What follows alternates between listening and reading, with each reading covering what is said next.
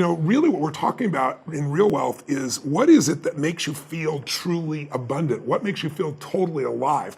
What's life on your terms look like? Because everyone's different. Some people's idea of wealth is a beautiful home with a white picket fence and 3 beautiful children. Some people's idea of extraordinary life is writing beautiful poetry or growing a garden or building a multi-billion-dollar business and employing people and producing resources.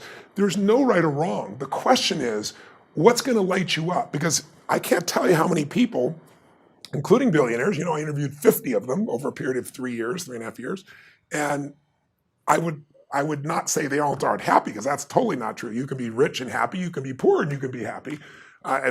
Problems are not, I always tell people, problems and happiness have no relationship. You can have tons of problems and be happy. You can be rich and unhappy. Exactly right. Well, that does happen. So really we're talking about true wealth is between your ears. It's your brain and your heart working together, and it's defining what does life on your terms look like, and then putting a plan in place that really makes that happen, and then making sure you're truly enjoying along the way. Because to me, there's nothing worse than an angry rich man or woman. You want to slap them. They got every resource on the planet, but the challenge is we all have a 2-billion-year-old brain, and it's basically not trained to make you happy. Your brain is trained to make you survive. Right. So survival means I got to look for what's wrong all the time, be prepared for it so I can fight it or flight from it.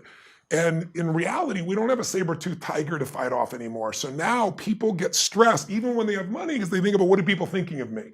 Or do I have enough money? When, the average American who's in dire straits, and I don't want to see anybody in dire straits. You know what? I feed 100 million people a year for the last 2 years. I'm going to feed 1 billion people through my partnership at Feeding America over the next 8 years.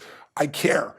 But I also know that if you're in poverty in this country, you're in the 1% of financial people. You're not the 99%, you're 1% of the world. Right. So the resources are available, but what we don't do is appreciate it enough. We let little stuff stress us out and big stuff stress us out. So in the book, the last chapter of the book is how do you organize your life so you don't just wait till someday when you have a certain amount of money and then you're happy, because a lot of people get that amount of money and then they go, is it still enough? Or what don't I have? Or what's happening with my family? They still find a way to be stressed. So money's not the solution, it's a vehicle. And if we use it right, it can enhance the quality of life.